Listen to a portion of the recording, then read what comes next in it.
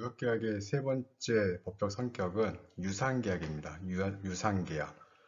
말 그대로 돈을 주고 받는다. 바로 유상계약이죠. 그리고 무역에 있어서는 수출상은 대금을 받을 수 있는 권리가 생기고요. 수입상은 대금을 지급해야 될 그런 의무가 생긴다. 그렇다면 그게 아니면 무엇일까요? 바로 무상계약이죠. 무상계약. 돈 주고 받지 않고 그냥 쓰게 할 수 있는 것, 그냥 주는 것, 뭐 해외 원조라든지 이런 것들 우리가 보통 무상계약이라고 하는데요. 해외 원조는 매우 중요한 그 국가 사이의 이 관계를 돈독히 하는 그런 관계에서 중요한 그런 행위입니다. 우리가 우리나라 사람들도 과거에 많은 도움을 많이 받았죠. 사실은 6.25 이후에, 그러니까 해방 이후에 6.25를 거치면서 미국을 비롯한 많은 국가에서 무상 원조를 많이 받았습니다. 굶어 죽고 있는데 밀가루 갖다가 팔진 않겠죠. 우유라든지 뭐 말린 분유, 뭐 우유, 옷, 뭐 밀, 쌀, 막 갖다가 주죠. 물론 이제 지금 이제 그 얘기를 하면서는 니네가 남으니까 줬지. 왜? 솔직히 그 미국 농민들의 그 남는 잉여 그 농산물을 준 건 맞는데요. 그래도 그렇게 표현하면 안 되죠. 어려웠잖아요. 거의 세계에서 가장 빈곤한 나라. 그 유명한 우리나라에 왔던 유명한 그 메가더 장군. 그래서 이런 말씀을 하셨죠. 이 나라는 100년이 이 장미꽃이 피우려면 100년이 지나도 안 될 것 같다고. 그만큼 100년 어떻게 보면 좀 기분 나쁠 수도 있는데 100년이 지나도 이 나라는 발전할 수가 없겠다. 너무 어렵다. 다 부서지고 사람들은 가난하고 자금도 없고 그런데 우리 민족이 어떤 민족입니까? 100년? 아니죠. 딱 20년, 25년 만에 그냥 일어나기 시작하는 거죠. 물론 이제 그 당시에 조금 좀 불균형적 성장, 또 돈을 확 벌어야 되니까 자금을 확 만들어서 확 해야 되니까 또 성격 급하니까 우리나라가 철강한다 그랬을 때 IBRD가 웃었죠. IBRD는 여기서 말하는 IBRD는 국제부흥개발은행이라고 해서 아마 여러분들한테 조금 설명드리자면 IBRD를 설명하고자 자 전쟁이 끝나갑니다. 1944년에 전쟁이 끝나갈 때쯤에 연합국의 그러니까 원합국의 이제 주도권을 가지고 있었던 미국이 세계 각국의 이제 연합국에 얘기합니다. 야, 이제 전쟁이 끝나가네. 우리가 보통 그 전쟁이 언제 끝나나요? 그리고 45년에 끝났잖아요. 이거는 일본이 진짜 항복 안 하고 버틸 때까지 버티고 결국은 이제 미국이 한 의사결정, 그렇죠. 이제 핵폭탄 이제 두 방을 쏘죠. 핵폭탄 두 방을 쏘는데 하나는 팬맨, 하나는 리틀보이. 이것도 무서운 게 미국이 히로시마와 나가사키에 떨어뜨린 핵폭탄의 종류가 달라요.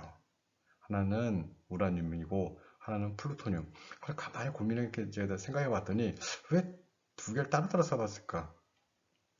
무서운 게 있죠. 한 번도 안 써봤잖아요, 사람한테.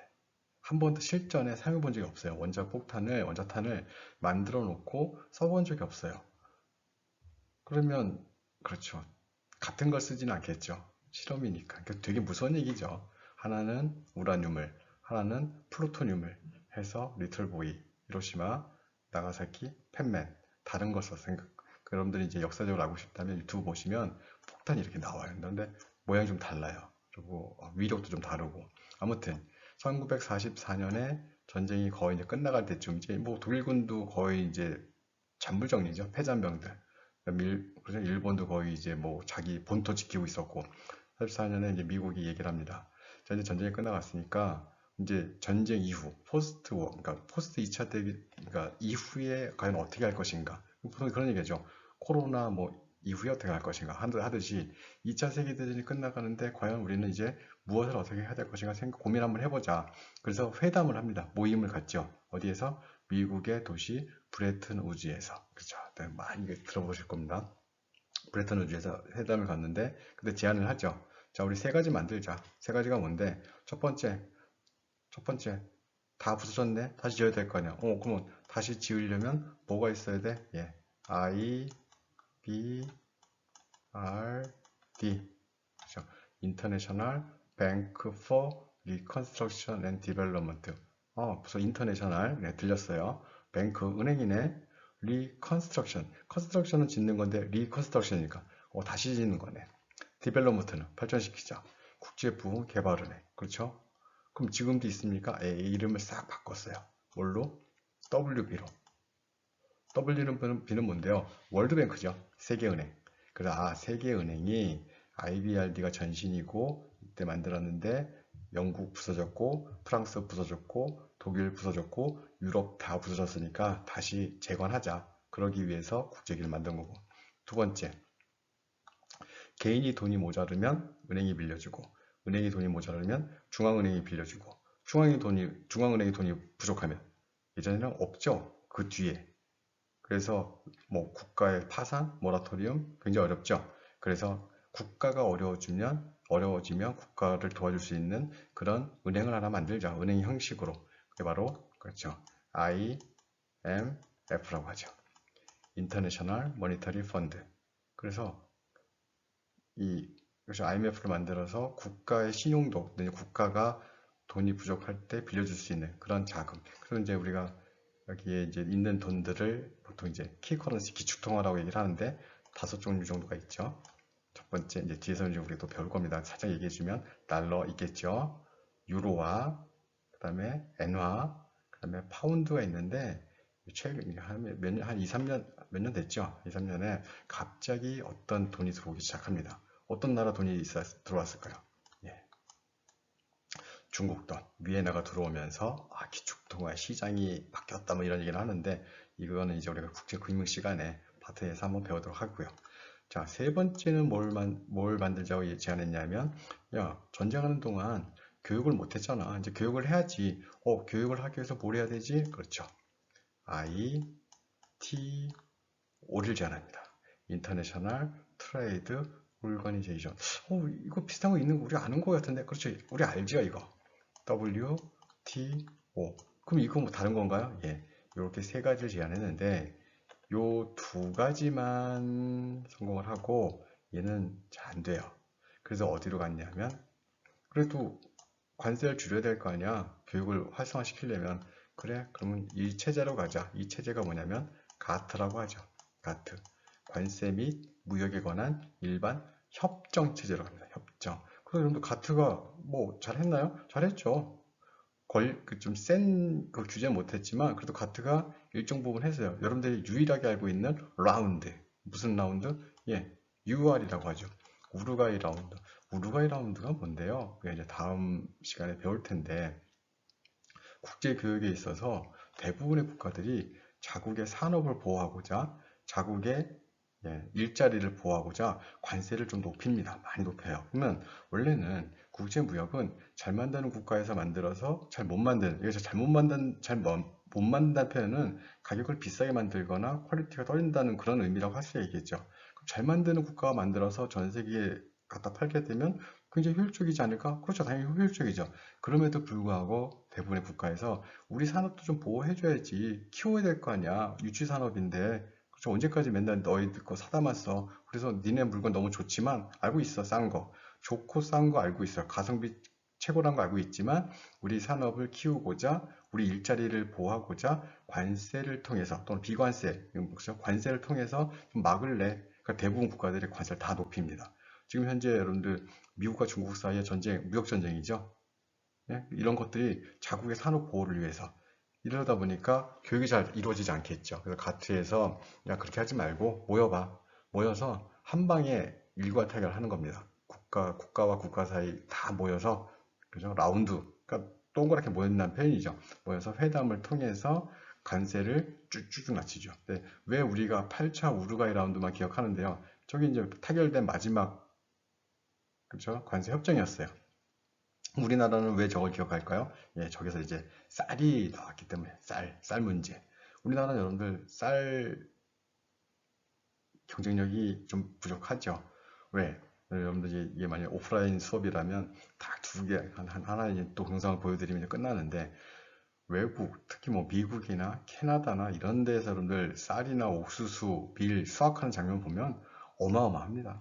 그냥 트랙터가 한 10대가 확 지나가면서 훅 하면서 막 저 뒤로 막 그 풀 날리면서 곡식 막 하면서 뿌려가면서 하면 야 저거 저렇게 수확하는구나 그런 얘기 하죠. 미국 농부, 캐나다 농부는 그 변화, 그렇죠? 이 쌀이나 밀이나 한 번도 만지지 않는다고. 어떻게 하는데요? 그냥 3번 지나가도 됩니다. 윙, 비행기가 지나갔네요. 씨를 뿌렸네요. 윙, 약 뿌렸네요. 툭, 트랙터 지나가면 끝나는 겁니다. 그러니까 여러분들 영화 같은 거 보면 우리나라랑 경쟁력이 안 되는 게 왜? 왜 꼭 그 슈퍼맨이나 그렇죠? 외국 그 우주에서 아들 뭐 우주선 타고 오면 꼭 미국으로 가죠? 왜 한국을 안 올까요? 한국은 금방 알아요. 왜? 누구세요? 슈퍼맨이네. 왜? 논이 작으니까, 밭이 작으니까. 그런데 미국이란 나라는, 캐나다란 나라는 왔다가도 몰라요. 그러니까 여러분들 미스터리 서클 같은 거 외계인이 와서 막 그림 그리고 한다는데 한국은 못 오죠. 좀 그리려고 딱 오게 되면 다 보고 있어요. 마을 사람들이. 근데 미국은 워낙 땅이 넓으니까 왔다 갔는지도 모를 정도로 그렇게 만드는 쌀, 그렇게 만드는 밀, 그렇게 만드는 옥수수, 당연히 경쟁력이 있을 수밖에 없죠. 우리나라는 쌀 밑자에 88이든가 이 8이 2번 들어갑니다. 쌀 밑자에. 그 의미는 뭐냐면 농부의 손이 88번이 가야 쌀 한 톨이 생긴다는 거예요. 얼마나 고생스럽습니까? 그렇게 만든 쌀이니까 비싸죠. 그렇죠? 그러니까 우리나라는 쌀 많이 개방하게 되면 농부 아저씨들이 굉장히 힘들어할 것 같으니까 막 집회도 많이 했고 반대도 많이 했고 물론 이제 열리기 시작했습니다. 물론 이제 관세를 많이 높여놨었죠. 이제 처음 시작할 때, 한 4, 5년 정도 됐는데, 처음 시작할 때 관세율이 513%였습니다. 513%. 513%란 것은 10만 원짜리 쌀이 수입되게 되면 61만 3천 원에 팔린다는 얘기죠. 왜? 513%를 붙이니까. 그러면 경쟁력이 생기지 않을까. 그래도 이제 이 농업계에서는 이제 반대를 많이 했었죠. 이유는 이제 그거예요. 시간이 지날수록 관세율은 높아질까요? 낮아질까요? 그렇죠. 점점 낮아지겠죠. 그러니까 이제 쌀 시장이 점점 개방되지 않을까 걱정을 하는데, 뭐 그런 부분까지 이제, 왜냐면 우리나라는 이게 상호주의잖아요. 우리 거만 팔 수가 없어요. 미국의 입장에서, 야, 우리 거 좀 사줘. 너 니네 자동차를 몇 대 사주는데, 그거 좀 많이 사주잖아요. 우리 가전제품 많이 사주잖아요. 그럼에도 불구하고 우리는 그들의 쌀을 안 사준다? 소고기 안 사준다? 이건 조금 국제 교육에 있어서 조금 문제가 있죠. 그러니까 이 농업에 종사하고 있는 분들의 그런 경쟁력 부분인지 알고 있고, 어려움도 알고 있고, 그러니까 좀 많은 그렇죠. 협상을 통해서 빨리빨리 개선을 하고 빨리빨리 발전을 시켜야 됩니다. 자, 그런 과정에서 자, 가트가 1차부터 그렇죠? 뭐 제네바 라운드, 토케이 라운드, 뭐 동경 라운드, 케네디 라운드 쭉 있어요. 그래서 7차까지 여러분들은 유일하게 기억한 게 8차 우루과이 라운드. 그리고 이제 이게 발전을 해서 어디까지 가게 되냐면 지금의 WTO까지 가게 됩니다. 그래서 월드 트레이드 오르가니제이션. 그래서 여러분들 뉴스 같은 거 보시면 이런 얘기가 많이 나오죠. 그러니까 미국이 우리나라 세탁기에 대해서 반덤핑 관세를 부과하였다. 이에 우리나라는 WTO에 미국을 제소하였다. 이런 표현들.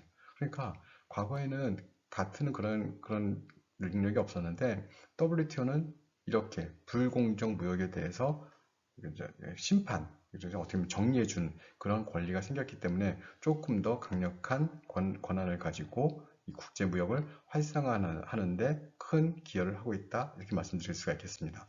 그래서 IBRD, IMF, ITO 얘네를 이 세 개를 3스툴이라면 스툴은 의자죠. 기둥 세 개. 국제 경제, 국제 무역 이런 것들을 발전시키기 위해서 세 가지 기둥을 만들었다. IBRD, IMF, ITO. 그런데 IBRD는 지금도 존재한다. 월드뱅크로.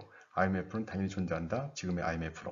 ITO는 되지 않아서 가트 체제로 갔다가 지금의 WTO 체제로 발전하였다. 이게 그것이 역사적인 국제 금융 내지는 국제 발전 단계라고 할 수가 있겠습니다. 이때 유상계약은 그렇죠. 유상계약은 서로 간에 주고받는 것. 무엇을? 그렇죠. 대금, 돈을 주고받는 것. 주고받지 않으면 무상계약이다. 그럼 무상계약의 대표적인 사례를 뒤에서 한번 확인해 보도록 하겠습니다. 네, 앞에서 말씀드렸다시피 우리나라는 6.25 때 굉장히 어려웠죠. 어렵다 보니까 뭐 미국이라든지 이런 데서 원조를 많이 받았었는데 여러분들 영화를 보셨을 수도 있지만 태극기 휘날리며 그렇죠. 장동건도 나오고 원빈도 나오고 그렇죠. 원빈 아저씨. 이때 이 영화에서 이런 장면이 나옵니다.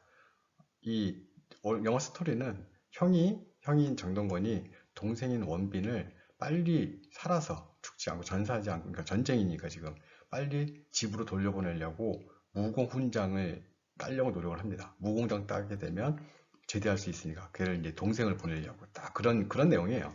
그때 이 아주 전쟁을 잘해서 사단장이 이 장동건을 불러서 뭐 맥주도 주면서 뭐 이렇게 많은 선물을 주는데 그때 커다란 초콜릿을 하나 들고 와서 원빈을 줍니다. 그랬더니 뭐 내가 이거 먹으려고 그러는 줄 알아 막 하면서 그때 이 초콜릿. 자, 이 장면도 여러분들 이제 뒤에 나오겠지만 이게 어떤 영화의 장면인데 이 사람들이 요거죠, 요거. 아, 보니까 허쉬 초콜릿. 그렇죠. 지금 생각하면 이게 PPL이죠. 그렇죠? PPL. 영화에 쓱 집어넣었는데 허쉬 초콜릿. 그러면 이 장면 나오면 여러분들 그 국제시장에서 막 애들이 미군 찝차 그 트럭을 쫓아가면서 기브 미터 초콜릿, 기브 미터 초콜릿 하니까 막 초콜릿 던져줄 때 거기에서 이제 그 당시 오달수 여기 했던 게 쪽팔리다 쪽팔리 저기 뭐고 뭐 거지 새끼 다니고 이런 표현을 씁니다. 그때 뿌려줬던 게 바로 허쉬 초콜릿. 자, 이런 것들이 뭐 돈 받고 주는 게 아니라 무상으로 막 주는 거죠. 그러면 전쟁 때 이런 거 막 주는데, 자, 왜 줬을까? 그러니까 지금 생각하면 이런 거죠. 시장에 소비자들의 입맛을 바꾸었다. 어렸을 때 초콜릿을 먹어보면 나중에 커서도 초콜릿을 먹겠죠. 눈가 사탕 안 먹고, 그죠? 옥춘이라고 그 제사 음식에 들어간 그 사탕이 있어요. 이 빨개지는 거. 그런 거 안 먹고 초콜릿을 먹는데, 이렇게 주는 것들 바로 무상 원조라고 하죠. 여러분들, 이 영화는 그 유명한 스티븐 스필버그 감독의 태양의 제국이란 영화입니다. 자, 그때 그 장면을 한번 보도록 하겠습니다. 그 앞쪽 그 수업에서 꼭 보셨으면 하는 영화 이제 몇 편을 좀 얘기했던 것 같은데, 뭐, 쿵푸, 그렇죠. 그 토이스토리도 있었고, 미션도 있었고, 쇼생크 탈출도 있었고, 아마 마지막에 이 영화가 있었을 겁니다. 태양의 제국. 그렇죠. 태양의 제국. 87년도에 좀 오래된 영화죠. 여러분들 입장에서. 근데 이 소년이 요 소년입니다. 여러분들 잘 보세요. 이 얼굴을 많이 본 것 같지 않습니까? 예, 이 소년은 나중에 자라서 배트맨이 됩니다. 맞죠, 배트맨. 자, 이 영화는 그러니까 상하이죠. 상해에 이 외국인들이 살고 있는 이런 지역이 있었습니다. 그렇죠? 2차 세계대전, 그러니까 한 40년대. 이때 이곳을 일본군이 점령을 하면서 외국인들이라 그럽니다. 너희들 국가 싸우기 싫으니까 프랑스 사람들, 독일 사람들, 이탈리아 사람들, 영국 사람들 다 나가, 미국 사람들 다 나가. 그때까지 내가 봐줄게. 그러니까 그때 나가다가 엄마랑 헤어집니다. 그러면서 그 안에서 그 중국이라는 나라 안에서 일본 치하에서 혼자 살아남는 그런 영화인데 정말 영화 괜찮습니다. 여러분들 한번 꼭 보시고 이 아이는 이제 이 제로센 일본의 비행기를 굉장히 좋아했었고 그런 과정들의 속에서 이 아이가 아까 그렇죠? 그런 전쟁 물자를 뭐 훔치고 약탈하고 한마디로 이제 이런 사람들한테 이제 거기에서도 이제 살아남는 그런 장면에서 허쉬 초콜릿이 싹 기억에 남더라고요. 그 허쉬 초콜릿은 좀 무상 원조죠. 그리고 이제 어떤 장면이 나오게 되냐면 미군을 위해서 미국이 막 물건을 뿌립니다. 하늘에서 낙하산을 그 컨테이너 같은 게 막 떨어질 때 그런 거 주워 다니는 사람들이었습니다. 자, 이게 바로 태양의 제국인데 여러분들 영화 괜찮으니까 한번 꼭 보시고 영화 노래도 많이 들었어요. 수호관이라는 노래도 굉장히 괜찮은 노래니까 한번 꼭 보셨으면 합니다. 이때 무슨 사례를 들었냐면 바로 원조죠. 원조. 원조는 굉장히 중요한 겁니다. 왜냐하면 우리나라한테 중요했던 게 우리나라가 이것 때문에 좀 산 거죠.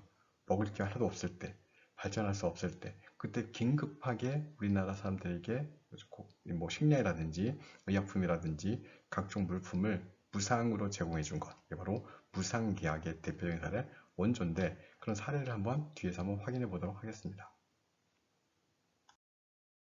네, 그 사진에 나오는 것들이 미국이 우리나라를 비롯한 전 세계에 원조를 한 그 대표적인 상품들입니다. 여기 무슨 뭐 밀가루도 있고요, 담배도 있고, 초콜릿도 있고, 그리고 뭐 각종 의약품도 있는데 사실은 미국 입장에서는 뭐 농산물이 뭐 니네가 남아서 준 거 아니냐 하는데 여러분들 그렇게 생각하시면 안 됩니다. 뭐 남아도 안 주면 되는 건데요. 그래도 어느 정도 그 전 세계 뭐 평화를 위해서 도움을 줬으니까 우리도 많이 받아서 이만큼 성장한 겁니다. 그러다 보니까 이제 우리나라 이렇게 물건을 줄 수도 있고요. 이런 물건, 뭐 쌀이라든지 밀이라든지 뭐 이런 것도 줄 수도 있고, 사람에 대한 원조도 합니다. 사람에 대한 원조는 무엇일까요? 예, 교육을 시켜주는 거죠. 내지는 사람이 공부할 수 있게, 내지는 그 사람을 본국으로 불러들여서 무상으로 교육시켜주고, 어떻게 그렇게 되면 그런 사람들이 그 나라의 뭐 커다란 지도자가 돼서 성공할 수도 있는 거죠. 그런 대표적인 사례가 있었습니다. 자, 여러분들 이 사진을 보시면 제가 이제 동그라미를 쳐놨죠. 이분을 한번 상상 한번 해보십시오. 이 동그라미 안에는 이 한국 사람입니다. 누구랑 닮은 것 같은데, 예, 닮았죠. 누구냐면, 예, 유엔 사무총장을 지내신 반기문 총장님이십니다. 반기문 총장님이 미국에, 예, 갔습니다. 1962년에 적십자사에서 이제 개최했던 에세이 대회에, 예, 한국 대표로 차출이 돼서 미국 워싱턴 DC에 갔죠. 그리고 본인이 가장 존경한다는 케네디 대통령을 만났습니다. 케네디 대통령을 만났죠. 케네디 대통령이 62년도에는 그죠? 63년도에 이제 타계했으니까 그죠? 네, 저격받아서 사망을 하셨는데 곧 1년 전에 62년도에 반기문 사무총장이, 그러니까 어린 반기문 사무총장이 워싱턴 DC에서 케네디 대통령을 만났죠. 물론 만나서 대화를 했는지 안 했는지는 확인이 안 되는데, 아무튼 이렇게 보면서 뭐 대화를 했던 뭐 상상할 수 있겠죠. 케네디 대통령이 너 어디서 왔어? 저 코리아에서 왔는데요. 근데 코리아인데요. 진짜 깡촌입니다. 그 당시에 어디였는데요? 충북 음성. 제가 몇 번 가봤었는데 60년대 음성 호랑이 나올 것 같은 그런 곳이었습니다. 그런 곳에서 공부 잘하는 수재가 나온 거죠. 나와서 미국까지 가서 영어 잘한 거죠. 그래서 미국까지 가서 대통령 만나서 그래서 너희 꿈은 뭐니? 저는 외교관이 될래요. 꿈을 이루었죠. 세계 최고의 외교관. 외교관 중에 외교관의 꽃. 바로 유엔 사무총장까지 했으니까요. 어느 정도의 위치인데요. 보세요, 여러분들. 오바마 미 대통령하고 같이 걸어갑니다. 같이. 그렇죠? 그 정도의 파워죠. 그렇죠? 반기문 사무총장. 이 반기문 사무총장이 외교관의 꿈을 꿀 수 있게 미국에 초청을 해줄 때 돈을 받았겠습니까? 아니죠. 저 십자에서 못 사는 나라 애들도 불러라. 대신 항공비, 체류비 다 우리가 내. 그 충북 음성에 있는 시골 깡촌의 고등학생이 무슨 돈이 있어서 미국 갔겠습니까? 그러면 안 갔으면 그렇죠? 그런 꿈도 꾸지 못했겠죠. 아무튼 뭐 이 사진은 이제 뉴스위스 그죠? 뉴시스하고 AP 건데 예, 좀 저작권 미안합니다. 썼습니다.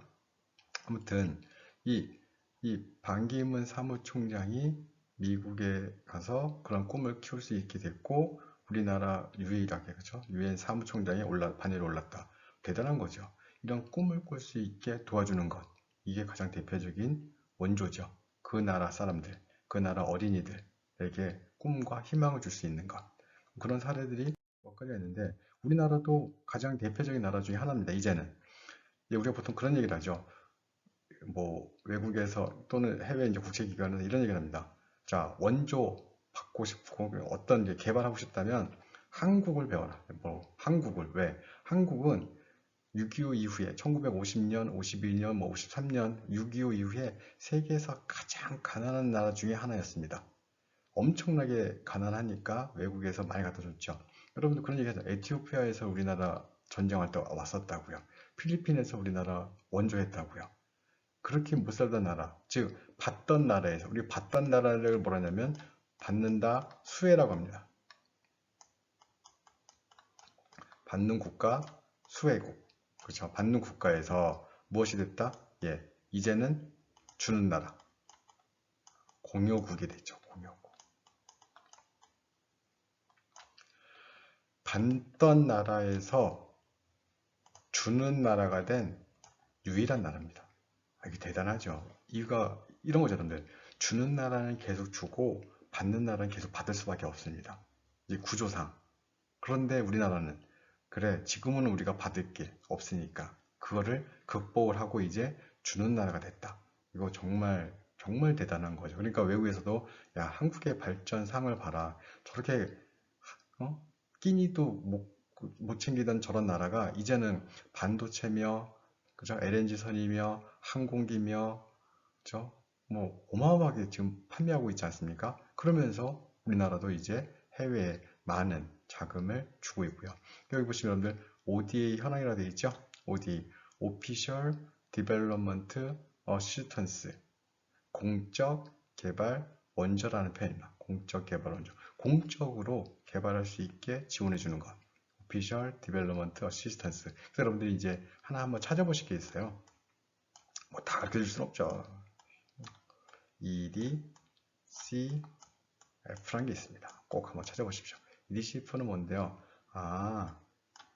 얘는 주로 이제 의약품, 교육, 뭐 이런 것 같은 게 처음에 시작하는 것들. 근데 어느 정도 이제 성장하게 되면 요게 필요합니다. 뭔데요? Economic Development Corporation Fund, 대외개발 협력자금, 협력기금 정도? 돈이 필요하니까 그 돈을 만들어 놓은 겁니다. EDCF 한번 찾아보시기 바랍니다. 그래서 ODA를 통해서 해외 이제 진출을 해서 그들이 좀 힘든 것을 도와주고 우리는 받아 썼는데 이제는 주는 나라가 됐다. 정말 대단한 거죠. 자, 그래서 이제 우리나라가 주는데 좀 더 많이 줘야 됩니다.